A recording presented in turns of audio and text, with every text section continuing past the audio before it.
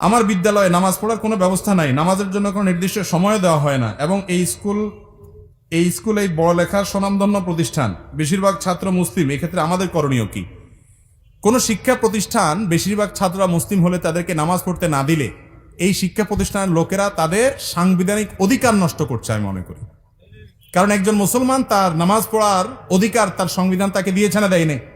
আর সংবিধান দেখার না দেখে একজন মুসলমানের এটা রাইট যে তার নামাজ সে পড়বে, সালাত আদায় করবে। সালাত আদায় করার জন্য কত মিনিট সময় লাগে? সালাতের সুযোগ না দেওয়া এটা ইসলাম বিদ্বেষী মনোভাব ছাড়া আর কিছু হতে পারে না। এটা কোনোদিনই হতে পারে না অন্য কোনো কিছু। কারণ বাচ্চারা সালাতের মাধ্যমে আনুগত্য শিখে, লিডারশিপ শিখে। ইমামের আনুগত্য করা মানে কি?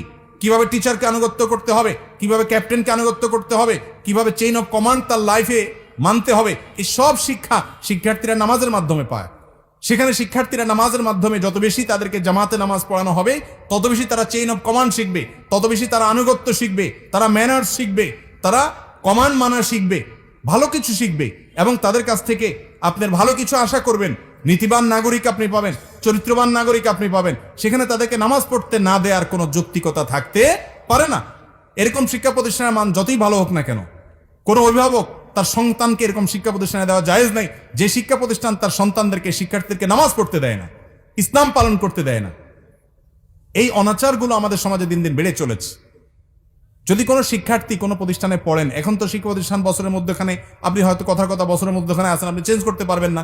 আপনি পড়েন, তারা নামাজ পড়তে দেয় না, আপনি টাইম নিয়ে নামাজ পড়ে নেবেন, 5 মিনিটের ছুটি নেবেন। টয়লেটে যাওয়ার ছুটি যদি পাওয়া যায়, নামাজের ছুটি আপনি পেতেই পারেন। যদি নাও দেয়, আপনি যেভাবেই হোক অন্তত ফরজ নামাজটা আপনাকে টাইমলি পড়ে নিতে হবে।